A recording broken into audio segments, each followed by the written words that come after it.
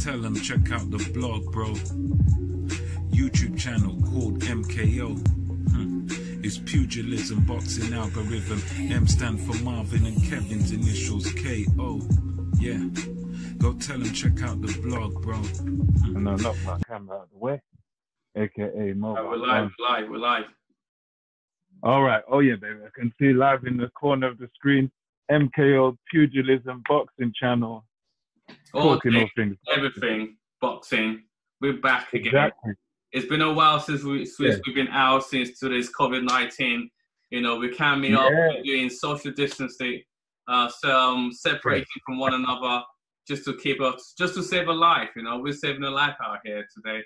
So that's what we're out here doing, live streaming. Okay, let's go, Mark. Exactly. Let's go, champ. Yeah, I said let's go, champ. Anyway, so now today it's more like a webcast. I haven't done this for ages.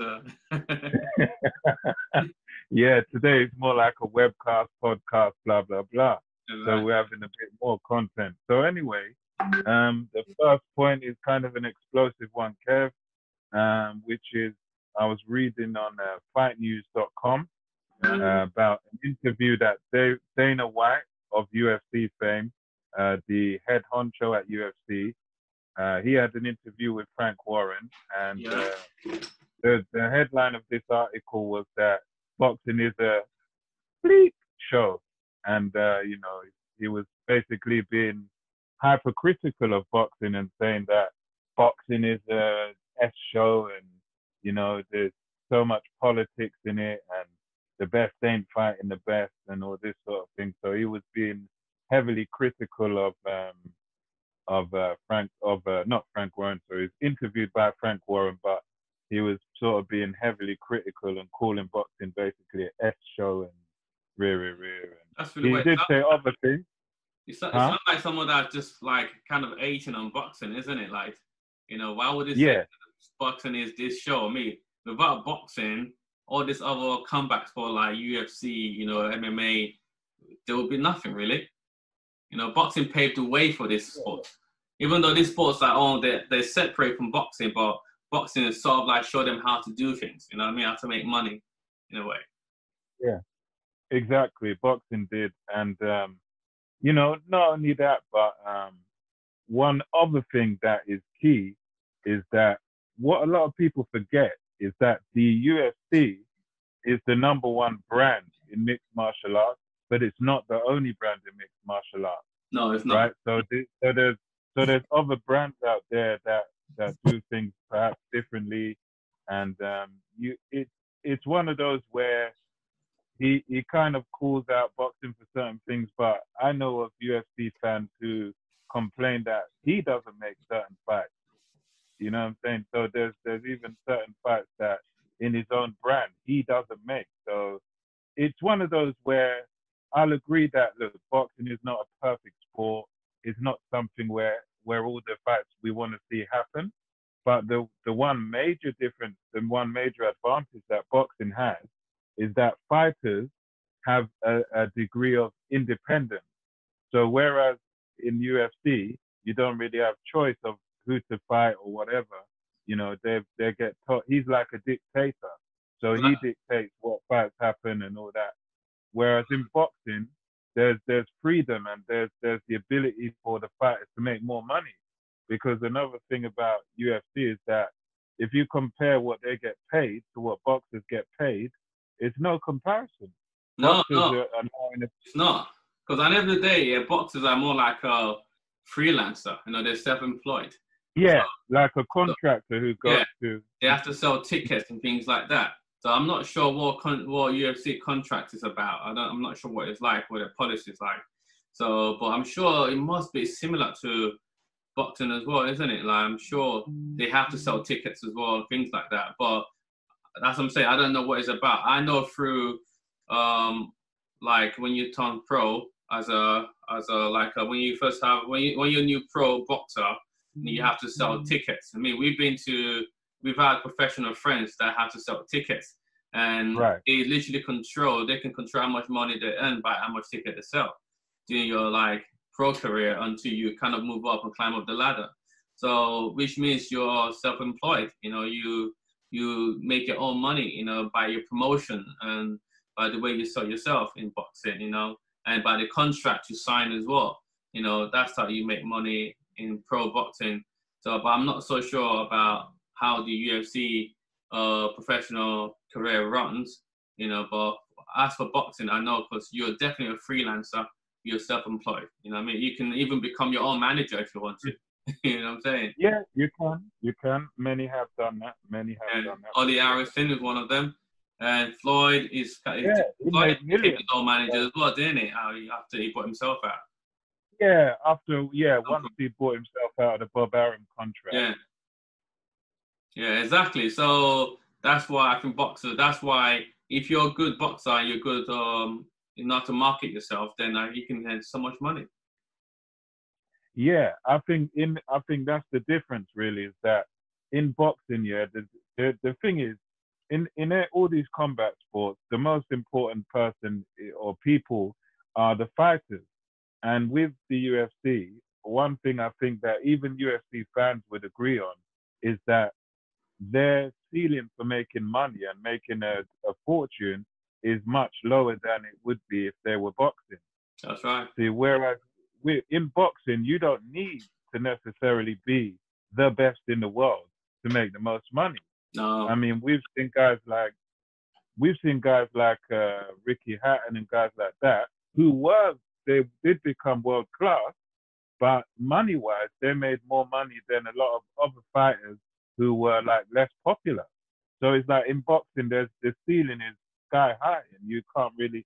Whereas the UFC, this guy, White, he's a dictator. He dictates everything in that. Whereas in boxing, you don't have. There is, don't get me wrong, there's politics, and sometimes it's about being signed to the right guy. But at the end of the day, you can always change promoters. You can always go elsewhere. You can always get out of a contract. You know what I'm saying? If you sort of know what you're doing. Whereas with UFC, it's him or nobody. It's either you're with him, you accept what he gives you, or nothing else. You have no choice, pretty much. And he was talking about he was looking to get into boxing, but he said, well, it's a crap show and blah, blah, blah. And he was kind of talking down on it. But my thinking is that perhaps because he is a dictator in UFC where he's got control over everything, maybe he wouldn't be any good in an industry where you've got to compete. Because if you look at boxing, yeah, you've got Eddie Hearn, you had Don King at one point, you got Bob Arum, you got Frank Warren, you got Al Heyman, you got all these guys. So he would, if he was looking to go into boxing, but I think the fact that he would have to compete with these other guys probably is off-putting, because right now he's got a monopoly. That's what Bob Arum was saying when he sort of heard what he said to Frank Warren. He was saying, but this guy, he's a monopolizer. He's dictating to these fighters, paying them low, and then he's got the cheek to criticize boxing. Yeah, which is, I kind of, I agree with him on that. So yeah, he's definitely paying them low. I mean, they definitely could get more. I mean, why do you think Conor McGregor, went over to boxing to make the biggest money of his career, man? That is his biggest payday ever. All the money that he's made in UFC, like he made it. Probably the money that he made in boxing, he never made it in UFC. All this total money purse that he made in UFC, the payday on that fight now with Floyd Mayweather, literally covered them all up, like even more than it. Like, you know what I'm saying? Of course. So of course, they got a ceiling. They've got a ceiling there. And look at that. Doesn't that just show how big boxing is? Like someone like Conor is big in UFC. That means the money that they're paying in UFC is definitely low compared to money you'll be getting in boxing. If you had that name, you know what I'm saying? If you had that name in boxing, it will be getting so much more money. That just prove it. So how his fans managed to came over to boxing side just for that one fight, and he generated that much money. It's crazy. So if I was Conor, I'd be like, if I'm coming back to UFC, then you have to pay me more than you've been paying me all this time. Because I'm the money guy now in UFC. That's the thing. He is the money guy, and this is how boxing is kind of more of a money-making place in this respect is that a guy who has no boxing background can come over to and box and make more money than practically any boxer, bar let's say three, Canelo, Mayweather, and Pacquiao. At that point, this guy came, and it shows you the opportunities, how great the opportunity is. That a guy who has a big name from one sport can come over and make more money than any boxer, apart from the guy he fought. Yeah, exactly. And that just shows you how big boxing is. You know, boxing is the biggest sport or comeback sport out there. You know, if you're top boxer, you can guarantee yourself 300 million a purse. You know, like it just shows you boxing is just it's a godfather, put it that way. It's been around for decades, you know, for years, and UFC only came around. We can remember when UFC started. We were alive. You know, it's not like we wasn't born when boxing started. It wasn't even born. You know what I'm saying? So it's more than 100 years. Exactly. So that's what I'm trying to say. How big this sport is. Like it's been there for a very long time. You can't just come over and feel like you can just take over a sport that's been there for decades, over 100 years. You know. So to me, UFC is UFC. UFC should stay on their own lane. Stay on your own lane. Let boxing do boxing things. You know what I mean? Like that's why there's a lot of money in boxing than UFC, because boxing's been around. Because it's an open market. Yeah. Boxing is an open market. Yeah. Whereas with UFC, the way I don't know, I guess kind of the fans, and I know Dana White himself sees it, is that if you don't fight on his platform, that's it. You're a nobody. He controls everything pretty much. The Godfather. Yeah. Whereas with boxing, it doesn't matter. Like you could fight for Frank Warren. I could fight for Eddie Hearn. It either way is fine. You do what's best for you. Whereas in that sport, it's more like one guy is sort of the you king. Could be like to Eddie Hearn, say, sorry Eddie, you know, I like you, but I rather do business with Frank Warren and just move to Frank Warren, and then you still get to fight Eddie Hearn's fighter still. But with Dana White, it's like if you're not fighting in my octagon or with my what do you call it, promotion company, then you're not gonna get a fight anyway. That's it. No one else is gonna take you on. Yeah. Well, does it have any other people that will take them on? Any other competition like Dana White in the UFC? Whoa. I mean, I've never heard of any other name apart from him. I've never heard of any other name. I mean, there must be other like promoters that can take. Yeah, of course. But I've never really heard of any of them apart from Dana. Yeah. He's the biggest, so I don't know too much about UFC, so I can't really say too much on this topic. But I do know that Dana White runs things in UFC. That's all I know about. Yeah. Well, that's the thing, yeah. He runs things so much that the people think that UFC is MMA. It's the whole thing, but it's not. It's not. One company. Yeah. It's just one company, and it's the biggest company that does mixed martial arts. It's not the entire sport. It's just one company. Yeah. But it just happens to be the biggest company. So when people think MMA, they think UFC. UFC, yeah. So I mean, so it's kind of a dictatorship because he's the biggest brand. But I found his comments a bit unnecessary and sort of disrespectful to boxing, because boxing's a free market. You've got 50 Cent as promoted boxers, Jay-Z, you know, like it's an open market, and entrepreneur, it's entrepreneur. Yeah, and that's why it's as far as your livelihood, your living, it's the better fit, because you know that at the end of the day you're going to be able to make money. Like you were talking about ticket deals earlier on, and that's correct. Some boxers do have to do them, but those ticket deals are for lower down boxers. Guys like, if you're an Olympian like Luke Campbell, Anthony Joshua, all those guys, they didn't have ticket deals. They were already smoking hot. Same with guys like Amir Khan, because of their pedigree and their name. If you come with fame and you come with a name, then you don't actually even have to do ticket deals. You'll have a TV deal straight out the gate. Like Audley Harrison was on BBC because of his name. Amir Khan was on BBC ITV because of his name.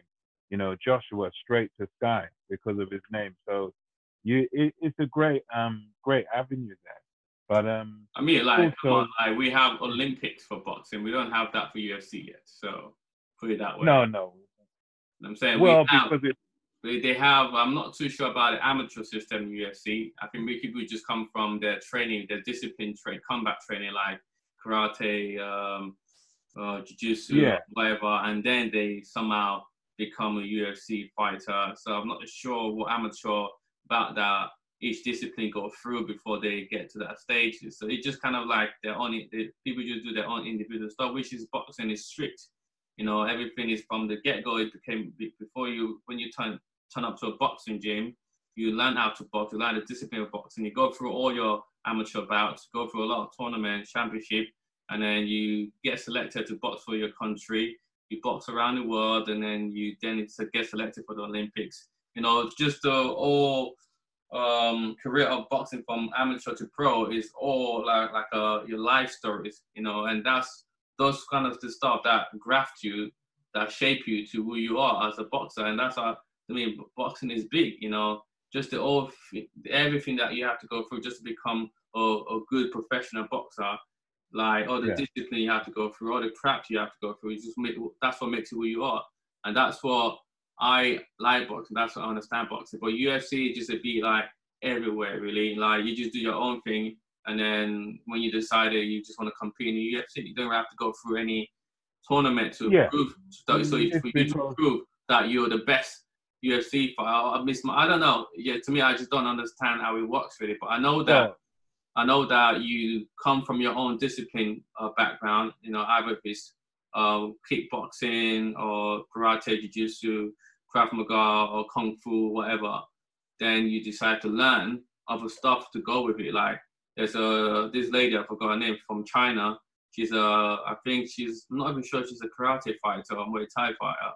But then she has to learn boxing, she has to learn jiu-jitsu before she can go into the octagon. Because then when you go in the octagon, you're gonna be meeting people that have mixed martial arts too, isn't it? But what I'm saying, I think they need to design something like that for UFC as well. Like where you have to go through as an amateur, go through fights. I'm sure they have amateur bouts as well. But while I've been to a few amateur bouts in UFC, it doesn't look amateur to me. It looks like they're pro, you know. So I can't tell the difference. Yeah, they're getting money for it. Huh?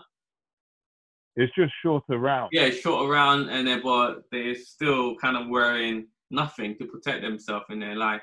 But now we're not doing the same thing for boxing now as well, though. We're not really wearing any protective gear apart from gum shield. Yeah, it's just a vest. Yeah, you just wear a vest. No head guard anymore. So everything's changing now. But yeah, I mean, I still like UFC. I think UFC is great. It's I like watching it fight. Yeah, I like watching it fight. But yeah, as you said, Dana White should have said what he said about boxing. She needs to show boxing some respect, like, you know what I mean, for what boxing have done for the old combat sport. You know what I mean? Yeah, I mean, you obviously they're two different. Boxing and mixed martial arts are two different sports. They're completely distinct. They've got a lot of common factors there. The striking and things are quite similar, but obviously, I'd say the reason they don't have an amateur sort of system is because it's mixed martial arts. So it's mixing up every single martial art that there is into one melting pot. And then obviously for them to have an amateur system, I don't know, that would. Right. So here we go again. Yeah, Kev. So next topic, Japan has proposed to begin boxing shows again in the month of May, which is less than a month away. So they've apparently got shows set up, and I'll just give you a little bit of a background. Okay. They're basically going to get people to wear masks. So people, when you go to the ring, you're going to be wearing masks on your face, I guess wearing gloves, and there's going to be no snacks or something, and you're going to be distant from people, like 2 rows apart and all that sort of business. So they're in Japan, apparently, they're hoping to start boxing. So what do you think about that? Boy, that's a bit ridiculous, man. Like that doesn't even work when we're trying to go Sainsbury's to local Sainsbury's and Tesco down here. People not keeping no damn distances with each other. That's gonna be weird. So that means one seat's gonna be empty or something like that for that to work. So there have to be a seat empty, sitting together. And what about the athlete themselves? Okay, 2 boxers, are they going to be wearing masks? That's going to be stopping the oxygen where they breathe. You know what I mean? It's like... No, they're not the boxers, the spectators. The boxers are going to be tested for it, I think. And then if they're free of the disease, then they're going to just fight. So what if everyone is contaminated? What if everyone has it in there? Doesn't make no sense. Well, then they're screwed, isn't it? They said they are going to review the decision, but they said that's their proposal. That's what they want. They want. Well, that is bonkers, because at the end of the day, how is that like going to work? Like, some people are going to be scared to even step out there just in case, you know, they're trying to avoid places with crowd. How can they? They have to do an amazing job to be able to control people not to get close to each other at that place. They have to be loads of staff in there, like thousands of staff working to make sure people stay 2 meter distance from one another. You know, that's a big challenge. That's what it is. Say again? I'm assuming that's what they're proposing to do. Keep people not only seats apart but rows apart. So they'll keep people. I think the plan is to keep. Let's say you've got some people in one row, then 2 rows further down you've got more people. Then and those people in those rows are separated by a big distance. And I think that's what their idea. That sounds a bit sketchy to me. So remember, it's Olympics, right? People are traveling all over the world. So no, this is not Olympics. I'm talking about professional boxing. Oh, you're talking about professional. I thought you were talking about Olympics. Sorry, my bad. I don't know why I read that question wrong when you say that, because I know they've been postponing Olympics as well. You know. Well, Olympics is in the summertime, so that's cancelled till 2021. 2021, isn't it? So this is just for like boxing matches, sports. Yeah, pro boxers. This is pro boxing. Yeah. So okay. It's still, even though with that's still gonna be. I guess it depends. Like if Japan, like COVID-19, like cases is not a lot. Maybe I don't know. Maybe if their cases is reducing, if it's not increasing, maybe that could be another way they're probably thinking about this. You know what I mean? If their cases is going up every single day, I guess they're not going to do that. So no, they wouldn't. I haven't really heard so much about how many death rate they have in Japan. So I can't really speak on that matter to know that maybe that's they shouldn't do it or they should do it. But if their death rate is if they manage to control the pandemic in Japan, then I guess they can let people out there and still wear the mask and control what's going on. I guess also maybe everyone that's coming to the live boxing match have to have the test done before they can let them in. Oh yeah, sorry. One more thing. They're going to take people's temperatures before they go into the arena. Yeah. Or everyone get tested before they go in. So that makes sense. I guess they can use that to control it. Yeah. I mean that's all right. I guess that's all right. But it's still dangerous though, because they might have one slip and one person might just slip in, everyone get infected. You know. So, but I guess they want to keep the entertainment rolling in it. You know, because at the end of the day, there's no sport on TV at the moment. Unless you be going back on watching Demand's sports that you've recorded, you know what I mean? So, but yeah, I guess it can. I would like to see them pull it off. Like, if they can pull it off, then I guess every other country will take their advice and practice it as well. But if they can pull it off, then does that mean we can get all this AJ fight and all this Wilder fight or all this boxing match, Canelo, Charlo, all these people fight coming up, you know, in 2020? That means we can get them rolling then, if that's the case.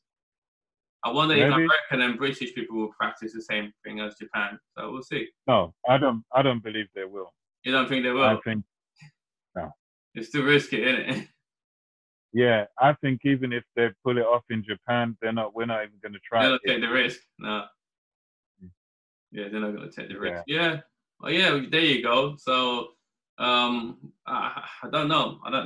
Like, I'd like to see them put it up, but I think to me it's a bit too risky with this pandemic thing. It's serious, man. So that's what I'm saying. I don't know about the death toll in Japan. So maybe that's why they're talking about. Maybe they don't have that much death toll that we have in England and in America. So maybe their death toll is small. No. Yeah, maybe there's a lot of people recovering or something of that nature. Exactly. Maybe they managed to control it. Like, maybe people listening over there, people didn't go out, everyone stayed indoors. So and the virus went down. So maybe that's why they able to talk about things like that, because it's a bit it's madness, isn't it? When you think about that, they're gonna be giving people masks. The boxers gonna be in the ring, no mask on, no gloves on. They're gonna be sweating on each other's faces, breathing hard. Yeah. You know, that's a bit dangerous. Like, you know, if I was a referee, so the referee's gonna have a mask as well, then and the gloves. The referee always wear gloves anyway, but they're gonna have to have a mask. But yeah, okay, interesting one. I'll have to look into that a bit more. I mean, my last thing on it is that I don't know if they can pull it off. I kind of doubt it, but I hope they do pull it off.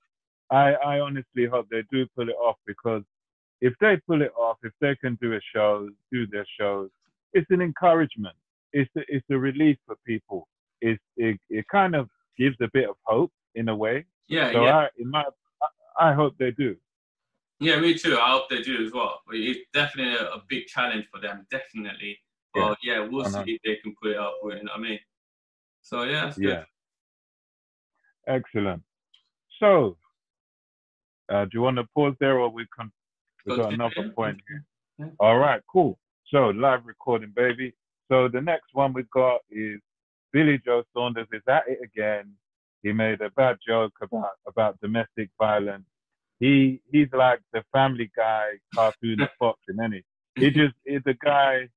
He made a joke about in his shed or somewhere hitting a bag and saying, "Yeah, when your woman when she gets on your nerves, right? It's what you do. Give her a right hand, bang, and while she's still wondering what's hit her, right? Yeah, listen, and then he goes, there you go, bang, left hook over the top, right? And then you really get her out of there. And so, I mean, it's another one of his jokes. The guy, he just seems to not have any level of maturity, because did you know about the one where he got Josh Taylor and his new trainer Ben Davison in trouble on an aeroplane because Billy Joe, I think, was flying back from America or had flown back, and he called the airline, this American airline, to say that Ben Davison and Josh Taylor are his friends and that they're a bit sick, so he doesn't trust them on the plane. And he told the airline this, bruv. And he got their man taken off the flight because So he didn't even there's no one point he said to the people then that, no, I'm only joking, like I'm just playing prank. He didn't even say that. No, bro.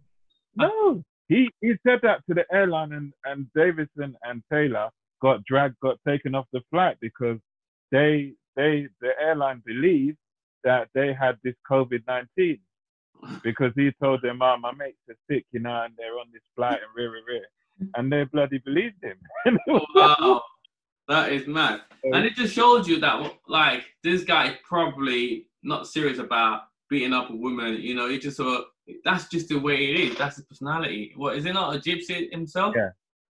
Is it? Is he what? A gypsy. Yeah. He's a gypsy. He's a traveling guy, you know what I mean? Exactly. So that's his personality, man. That's how this guy behaved, man. He's probably just joking. You know, they've got this crazy banter personality, you know, that they're always trying to do something that funny, but to them, it's just a laugh. Like, they're not taking it's not like he's taking it serious. I'm not sure. I would like to think that he's not taking it, it's not serious when it comes to being up a woman or anything like that. I mean, it might just be like, oh, maybe, who knows, maybe that day his missus pissed him off and he's just making jokes about, you know, being up a woman, because at the end of the day, he hasn't gone to court of domestic abuse before. And so, it's just a talk, his words, you know. Trust me, bro. This guy, he's one of them guys that he just uses. He's one of them guys that just doesn't have any filter. Yeah, like we all have, like we all have friends like that who basically have no filter. They don't know when to say no. They don't know when to stop because to me, I know he's joking. I believe the guy, he's joking. But what he needs to take into account is that he's a public figure. He's a well-known boxer. He'll have several followers on Instagram. The role model, pretty much. Put it that way. He's a role model to young boxers, even people same age group as him. People look up to this guy. So if he's behaving like that, they might think it's right to behave like that. They might think, oh, that's how you should behave. You know, most of these people. So yeah, you're right. You need to take that into account. You need to look at himself like, okay, I am a professional boxer. I am an athlete. You know, I am a role model to some people out there. So I just need to watch what I say. You know, when I'm on, you know, everything I say get posted. You know, I'm sure when he does something positive, no one posted it. He posted it himself. He posted it himself. It wasn't like somebody set him up. He posted it himself. Exactly. And that proves to you that it doesn't mean what he's saying. That just bantering. That just him having a laugh, having fun. Because why would you get yourself into trouble? Like if you this is like he doesn't think like that. His brain doesn't work like that. Like, okay, I shouldn't post that. I might get into trouble. He has no filter. The guy just doesn't think. So this is not the first time he been into trouble with doing silly stuff. No, man. Few time now, isn't it? My guy, yeah, he's been doing it from 2008 in the amateurs. Yeah. If you recall, he got kicked out of the squad or something for England. Yeah. If you remember 2008, I think he was meant to be in the Olympics or something, or I don't know if he qualified or whatever, but he was doing pranks in the England days on the Team GB days, right? When he was on Team GB, and he got in trouble, and that's why he couldn't go to Olympics with the Gale and the other guys, because he couldn't control himself. He was making pranks in the amateur days, so he just doesn't seem to have grown up, and it's kind of dangerous now because he's been stripped of his license, has been suspended for the British Boxing Board of Control, and also the WBO are actually investigating the guy now. So he's not helping himself. Like the guy, don't get me wrong. Well, like if he actually beat up his girl. No, but you know how it works. They're going to let the British Boxing Board do their job, and then they're going to quote unquote investigate. By in other words, just doing what. So probably, I think if he hasn't been stripped of the WBO, he will be. He'll be probably stripped of his title, which will mean any hope. Well, to be honest, I think it's a bit too much of this stripping him of his title because of what he said. I mean, it's a free speech. You can really say something as long as you don't say verbally someone like, I want you to go kill this person, go to this place, get this gun, get this knife, or go beat up this person in this way they leave. He didn't say that. We're just making a joke about, you know what I mean? Like, why would they want to be stripping someone off of what they say? You know, it's not like a hate speech. Well, yeah, I mean, but in our day and age where it's very hypersensitive, and people, very sensitive, mate. That is too hypersensitive. So you know, people do. That's the thing. People have come on Twitter and come online, and the stupidest thing I think he's actually done after this is he's offered to give 25 grand to a domestic abuse charity, and I'm just like, mate, that is probably the dumbest thing you can do because people know it's fake. People know that you doing the joke, that's your thing, that's you, that's your personality. But by you now saying, "Oh, I'm going to give to charity," that's even making it worse. Yeah. To me, that's just going to make it worse. Yeah, it does. And I think the people ain't going to appreciate that. They're going to say, "Well, you're just trying to play us." And there's been women boxers on there going after him, and people really been like going in on this guy because of it. And I just think the guy needs to grow up really because he doesn't want to. Man, he's such a talented boxer, and then if he can just concentrate on his boxing, oh my God, he's such a good. I think he's definitely one of the best British boxers out there as well, and it's very skillful, man. It's, you know what I mean, very talented, but yeah, he just jokes about too much, you know, and he just needs to be serious and focused. If he can do that, man, he will be the best that comes out of like England. One of the best, I'd say, that come out. Yeah, easily. Yeah. He's got the talent. He's got this, but he's just like, as I had in the notes here, like the guy is like sabotaging his own self. Yeah. Maybe he's bored of boxing. Maybe he can't be bothered to box no more. I don't know. Why would you be behaving like that if you're enjoying your sport, what you do? Maybe it is. Maybe it is. Like, I mean, everyone gets that. Some like me, Tyson Fury was at that point that he didn't really care about boxing. He used to just take the meat out of boxing. But now, look where he is now. He put himself back together. Hopefully, Saunders can do that. Are they both same age group? Are they? Or what? Yeah. They're same age group. I think they're about. Yeah, I think they are about the same age. Yeah. Sometimes I just feel like Fury is way older. Sometimes just the way he is. I'm like, maybe Fury look like his uncle or something. He's huge. That's right. Yeah, he's huge. Yeah, and his personality as well is quite mature. Like, what I mean. So sometimes you kind of forget that it's the same age group as us. I think we might be even older than him. We are older than him. And it's got three to 4 kids as well. So exactly. So that makes him even close. It seems like an old boy, doesn't he? Yeah. But yeah, Billy just needs to fix up, man. I mean, fix up. That's the bottom line. Yeah. Grow up. Be because he's got his kids as well. He's a man with a family as well, Billy. Oh yeah, I mean, one of his kids always wanted to punch Tony.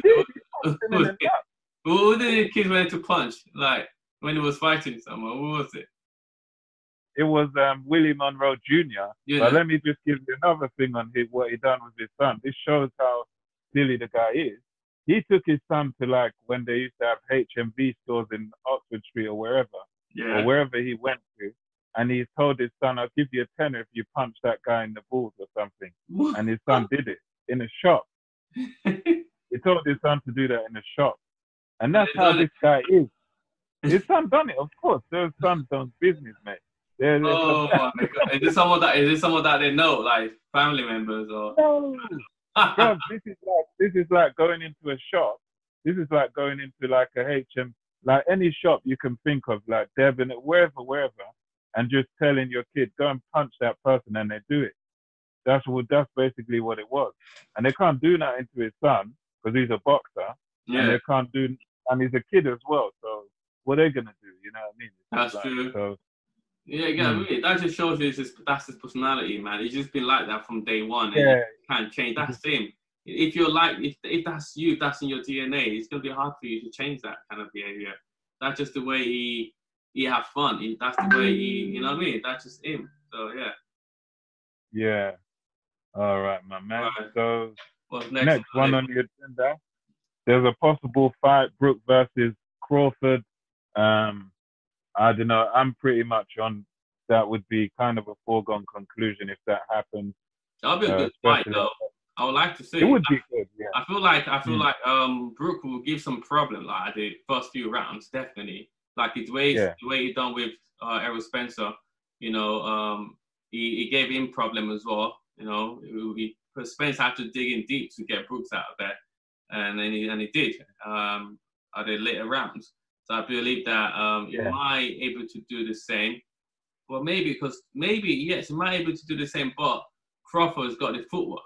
He moves, and that's what makes him different. He moves like when like Spence is more like to just plant his feet down and just go toe with you and push you. So it's there to be heat. Like, but with Crawford, he moves. So maybe Brooks might find it harder than Spence. So that would be a good fight. It'll be more complicated. It'll be more what he will have to do will be maybe more tiresome than because he was having it his own way against Spence for a good at least half of the fight, maybe more. Yeah, but it was a few rounds as well. It was a few rounds. Yeah, I'd say he was ahead at the point of the stoppage. I agree with that. Yeah. But he just didn't have the sort of energy. The engine. Yeah, the engine was just too different. This guy just on top of you, mate. Like I mean, how do you stop the guy? Just keep going, like coming you left to right. You know, he tried all his best. His work rate. He took what Spence done in that fight. He took Brook to a different level of work rate, and that's what it is. And Brook couldn't match it. If he stayed on Brook's work rate, then Brook could have won that fight. But he just switched it up. It went up again, innit? It just went up again. Yeah. He went up again. It was like in front of him. It wasn't backing up. It wasn't going backward. It was just in front of him, in front of him, in front of him. Yeah, man, that was a good tactic from Spence. But then you think about it, like the way Spence fights, like if he fights someone that punch hard, it can be beat, you know. Someone that hit really hard. Oh yeah. Because he gets tagged quite often. When he fought Porter. Huh? Porter. Say again? Sean Porter. Yeah, that's right. When he fought Porter, man, Porter tagged him a few times. If Porter had a bit more, humph in that punch, boy, he could have done some damage. So going back to Crawford and Brook, I feel like I will definitely I'll go for Crawford for that fight to win, like later rounds, maybe like 6-7 rounds or something like that. What about you? Yeah, I would say probably late stoppage, or maybe Brook could get maybe. I'm thinking maybe it might go the distance, depending on what condition Brook's in. I mean, distance. But it depends. I don't know, man. I think Crawford will stop him, man. I feel. Yeah, that's the most likely outcome. But I think I'll still give Brook a little shot to go the distance. Yeah. I think that's still possible. Distance like 7, 8, between 7, 8, 9 rounds, maybe 10 round maximum. You know, but I think what happened is Crawford is dangerous. Even his last fight with that, I'm not sure where that guy from again. I can't even pronounce his name. Crawford, Kavayaskas. Yeah, that one. Kavayaskas. Well, it sounds like one of those is Russian or something like that, isn't it? He's Ukrainian. He's Ukrainian. Very similar, isn't it? Russia, Ukraine, all similar to me. That's outrageous. I'm only joking. Well, I'm saying, with that fight, that guy was a tough cookies, man. That guy was tough. I thought that guy was gonna. I mean, he dropped Crawford, didn't it? He dropped him in that fight. He came close. It was like he touched down. He dropped him. It was like flash knockdown or something. Crawford went down, and then when Crawford started breaking him down. It's just like I feel what happened with Crawford. He breaks people down. Eventually, he breaks you down, and then when he breaks you down, then he stays in the pocket. He stays in the pocket and he just throw punches with you and they're trying to counter over you. So that's how we managed to stop that guy. That guy will throw and he's got quick hands, explosive quick hand. And I believe that's what's gonna win him this fight because his quick hand. When more like what's his name? Brook is more like he's more upright. If he goes into a rhythm, he just go into a rhythm. If you can break his rhythm, then you beat him. But if you let Brook stays in his rhythm, because it's like just the way he pads as well. When you see him doing pad work, exactly.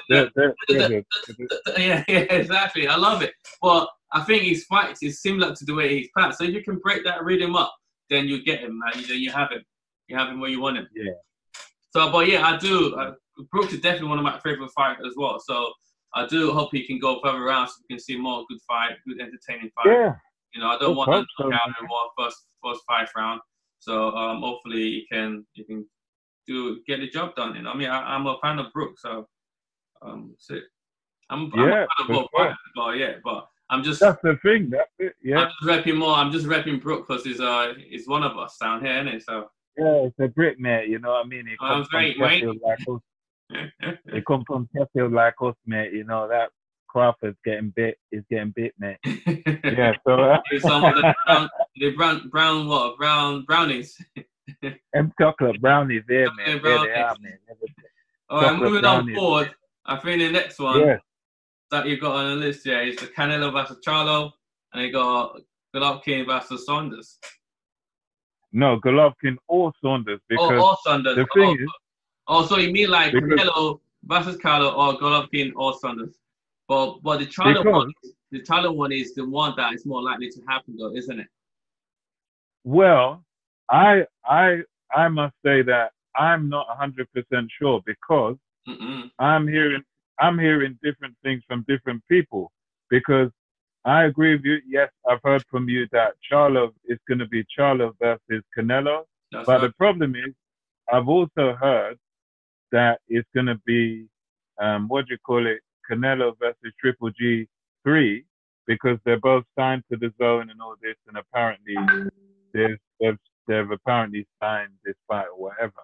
So I don't know, because none of it's finalized, but that's why I've got the three names there. I've heard Saunders from Eddie Hearn, wherever, but I've also heard that Saunders is going to be sidelined because the Zone Network wants the Triple G Canelo, because they paid them a lot of money. They're both on the same network, so that's why they're apparently. That's the reasoning I've heard anyway behind. Okay.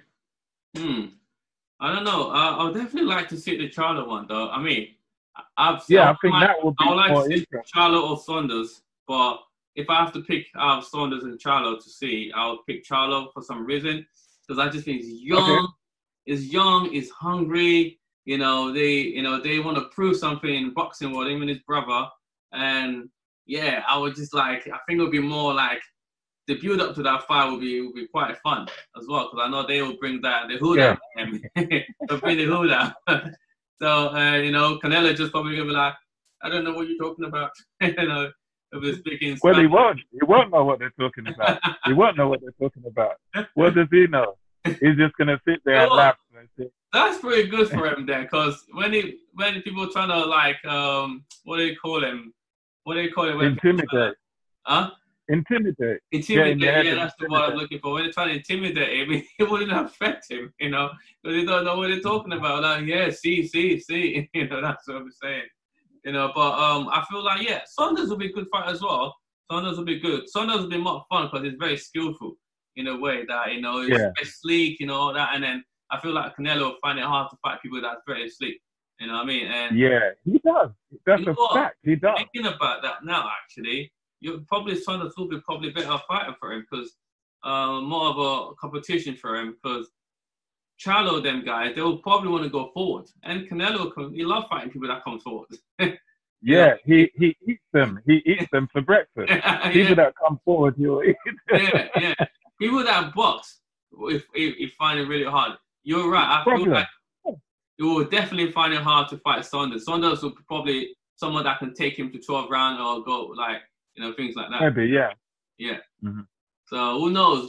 Who knows? Saunders could even win by point. We just never know. We could be in for some upset. Some really upset. Shoot.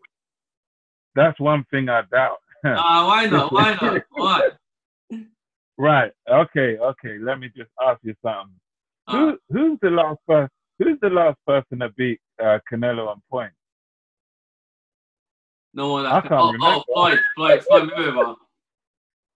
And Floyd Mayweather, and one of them scorecards said it was a draw. So, bro, don't you remember Adelaide Bird or someone like that? If there was a draw, was it blind or something?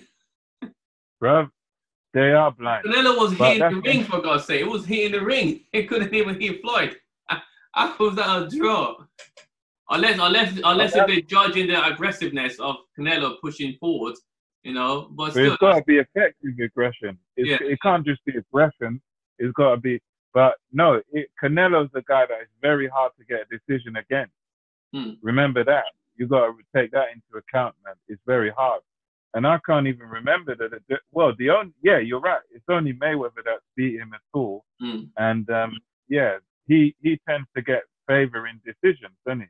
Because a lot of people felt like Golovkin won against him the first time. Some people the second time. It could have gone.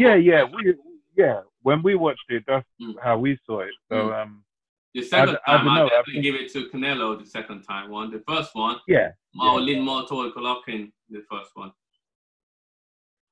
Yeah. So I mean, I think the points thing is not going to happen. I don't even, I think. Even if we both can see that he's winning by point, you think they might not give it to him still? If who? if we're watching the fight, we can see Saunders is winning this fight by point. You think he's not going to go to him? He's going to go to, or they might draw it, or if I just give it to Canelo. I think they're going to favor. I mean, put it this way. I don't think. Yeah, I think it might be one of them robbery things because he tends to have the favor of a lot of judges. I mean, when I say this, yeah, it's not like a fact per se, but it has happened. Well, it kind of is a fact because it has happened, and several times with the judges sort of favoring him, you know. But the good thing for him is that most of the time he has been a superior guy, apart from against Golovkin, where, yeah, we had it Golovkin, it was a draw, whatever. But, yeah, I think a lot of the time he gets the favor of the judges. So, you know, he's likely to get decision. You're right. You'd have to want to stop him. But although if I was training someone to fight him, I wouldn't say go for the knockout if you've got great boxing skills. I'd say you just outbox him and just forget about the politics of it and just try and win the fight. That's what they have to do. That's true, yeah. I agree. I'll say exactly the same thing. I agree. Okay, well, hopefully that fight happens. But yeah, with the Charlo guys, yeah, he has a chance, but yeah, just wait he fight. He can box as well. They show they can box. They prove they can. You know, so the point they have to train tactics in that fight. They can't just go heads on. They have to use tactics. They have to know when to attack, when to back off, when to attack, when to back up. They have to. But Canelo, yeah, we'll find a way to win that fight. I know that for sure. Yeah. I think it's like, yeah. I'll lean towards Canelo. I'll lean towards Canelo in that fight. You know, I'll give them a fighting chance, but I think Canelo will take it. Yes, 100%. I think Canelo will clap out the Charlo dude, and he just seems to be just a bit too good for everybody at the moment. Yeah. I mean, he's the man. He's the man at the moment. He's the man. Yeah, like what he put Kovalev out there like a rag doll, man. And he does it effortless. He does it very effortless. Like, he doesn't put too much energy. Yeah. It's so effortless. And there's one pad walk I was watching doing on Instagram with another, maybe I'm not sure if it was a Mexican fighter, like a young Mexican fighter, younger than Canelo.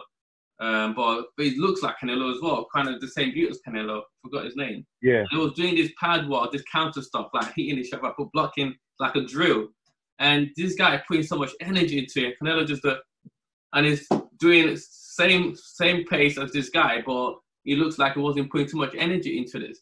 It's so natural for him. It's like, wow, that's what made this guy on a different level when I watched that video. Yeah. Mad.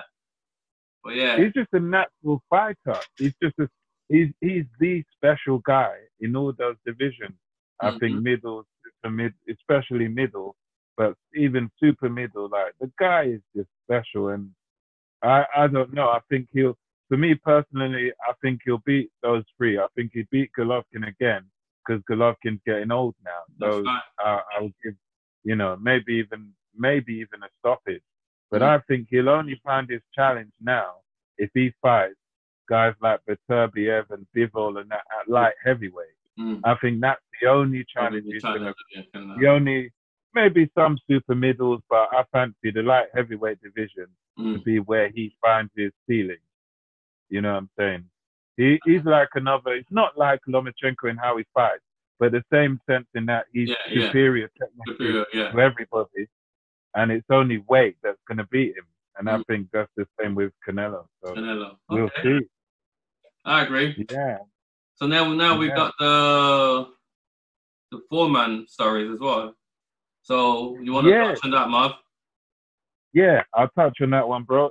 So what it was, George Foreman has been encouraging Deontay Wilder. He's been saying very positive things to him. Okay, nice. He claims that Wilder can actually beat Fury easily.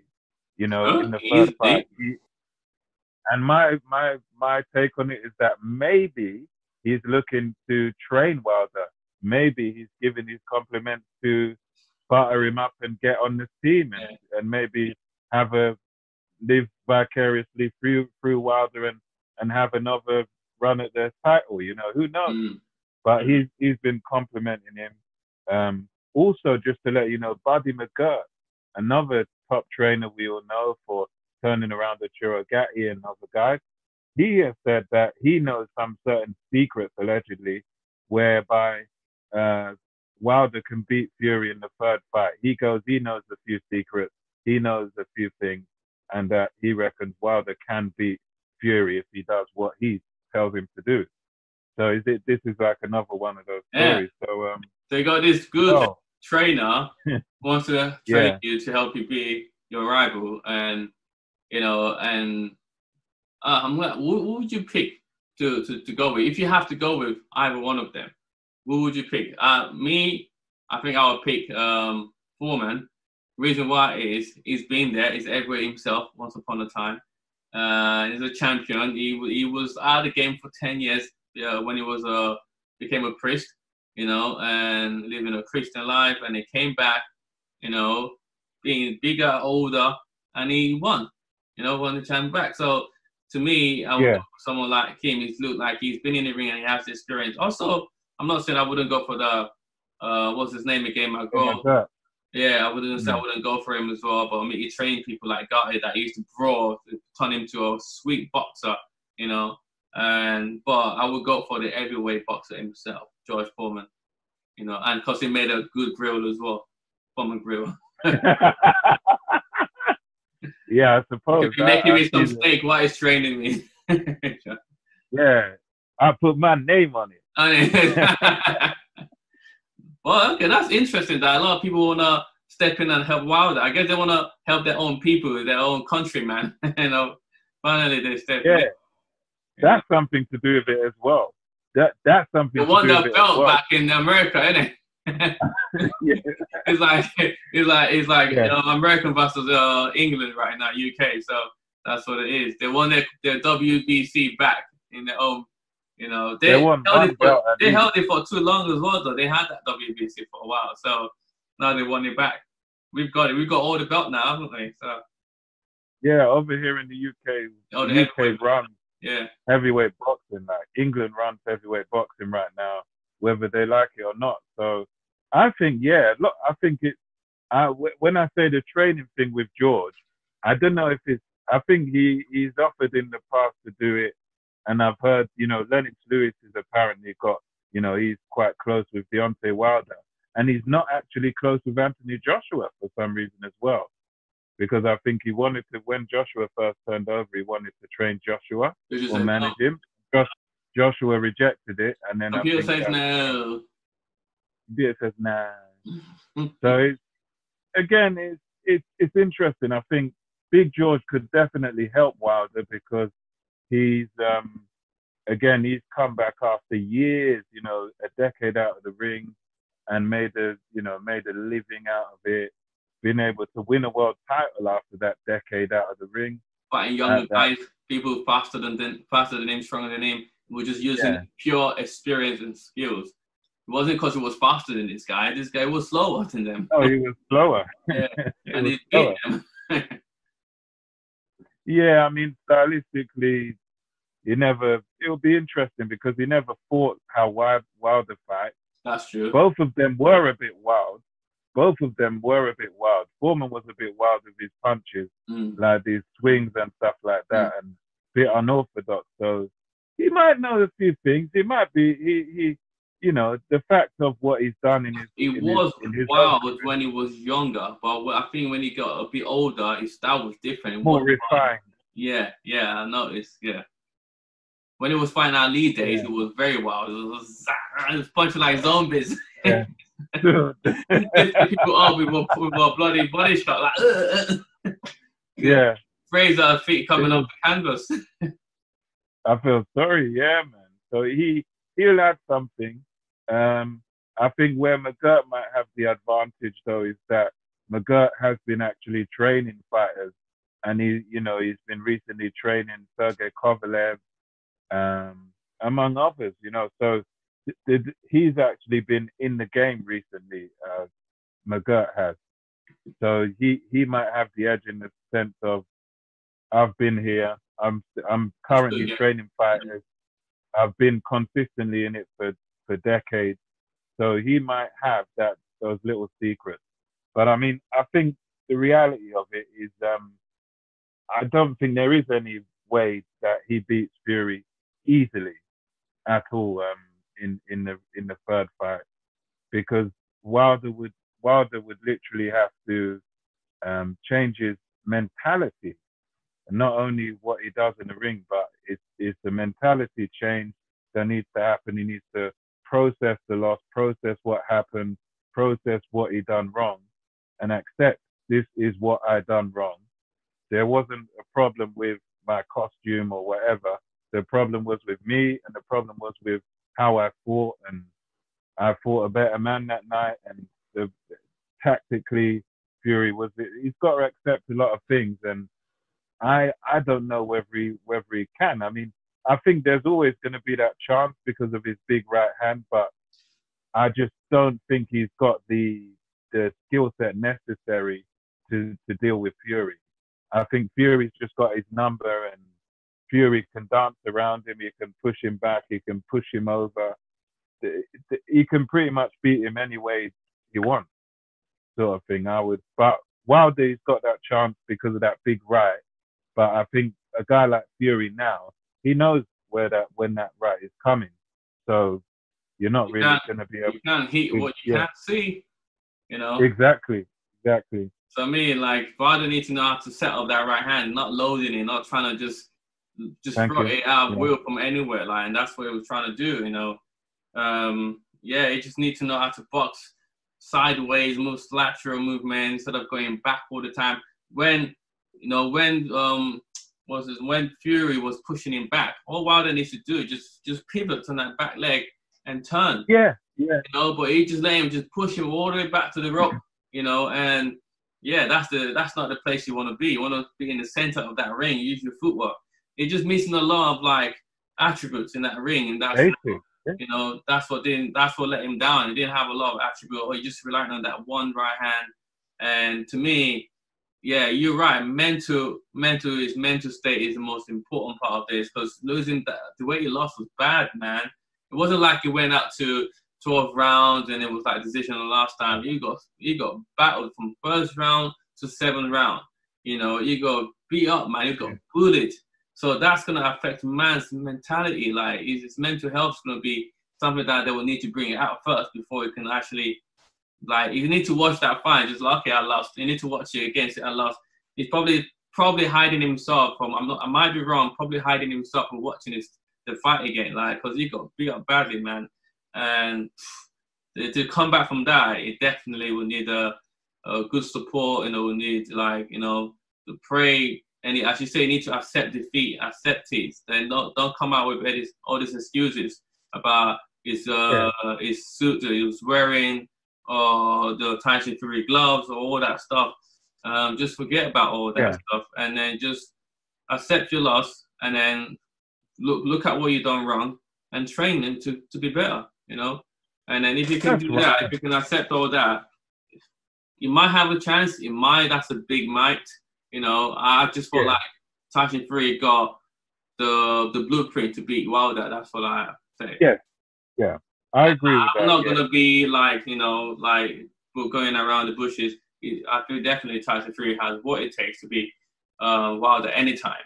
Like, it has to be. Wilder has to come out with something special, really special, to beat Fury. You know what I'm saying? That's what I think, anyway. Yeah. I actually recorded something about that, sort of what he would have to do. I think I was suggesting. Well, it's unreleased stuff, but I said basically don't drop that it, if you don't want to spoil your stuff. Don't drop it yet. Don't drop the knowledge for them yet. They're not ready for the knowledge, man. But yeah, one word I will use that I suppose will give an indication is surprise. Surprise. Okay, I like that. You can tell me after we come up. Okay. I don't know what it is. I don't want to know after you say surprise. I'm sure the viewers want to know as well after you dropping it like that. Yeah, it was a little while ago, and I wanted to talk to you before that, but so I mean, and then the last sort of point I had here was that I believe Wilder should just step aside. Wilder and Povetkin, sorry, not Povetkin, what am I saying? Pulev and Wilder should step aside, and I believe let Fury and Joshua fight for the undisputed, since we're having all this interruption. No, they I should. feel Actually. that. I mean, they should, because they both have the belts. So they both have the belt. So it makes sense. Why do we want to watch this? We want to see undisputed fighter heavyweight. For a while now. Every boxing fan been wanting that for a while. So the only way this will happen now is to see these two Brits get in the ring and fight up. So I definitely agree with that. It would be a big fight before Fury got the WBC belt. Everyone's been wanting to see him and AJ in the ring anyway. But now that he has the belt, that's even a much better reason to see them in the ring. Yeah, that's a good reason.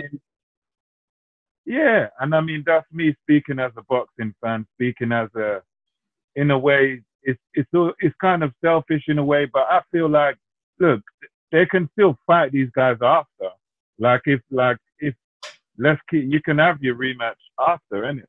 But I think boxing needs an undisputed heavyweight champion, and I feel like by him going and getting beaten by Fury again, and then Joshua beating this guy Pulev, I think we can skip those, man. We can skip those and let's just get to business, because I think even in the governing bodies, they can skip mandatory defenses for an undisputed fight, for unification. So that's what I want. Me as a boxing fan, that's what I want. I say scrap the third fight, scrap this mandatory. Let's just have the undisputed, because this lockdown thing has taken away from every fighter's career.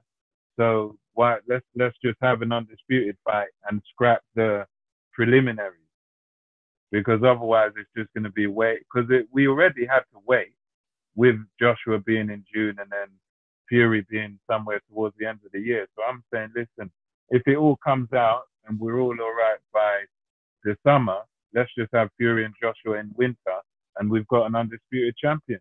No, I agree, and I also feel like that would be a better move for Wilder, to be honest, because then he has more time to get himself back together, to get him back to this, just use this opportunity, take it, grab it, and then take some time off to focus on, what trainer you're going to go with and what you're going to do to able to get yourself back in the right place, so you can, mentally as well, physically, so you can then, win this fight and get his confidence back, Wilder's been quiet on social media. That's how when someone's been defeated, they go quiet. He's been quiet on social media. It's definitely affecting him. He used to post a lot. He hasn't posted for a while. So it's definitely it's affected by this big time, because he was talking the talk, man. Talk about King this, saying a lot of stuff, and then this happened. Came out with all that costume because he believed he would. Maybe he thought it was gonna win. Why would you come out with a costume like that if you think? Of course he did.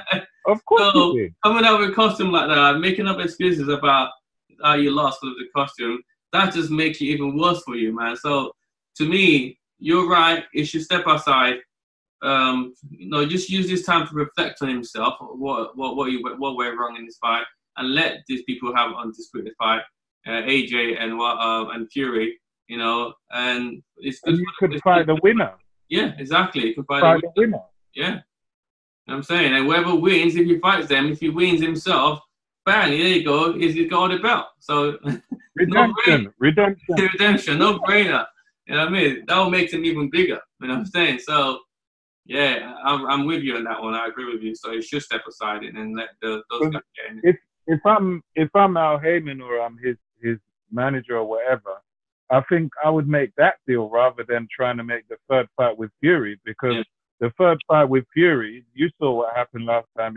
It's like, unless you're just trying to cash out, unless you're just trying to have fight Fury and done, then I would say wait for the winner, because as the ex-champion and he's got a rematch clause in place, he would be quids in. Even if Joshua won, yeah, and he fought Joshua, imagine the millions he would make.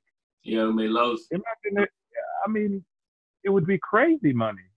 It would definitely be crazy. It'll be a good one. But we'll see, innit? We'll see.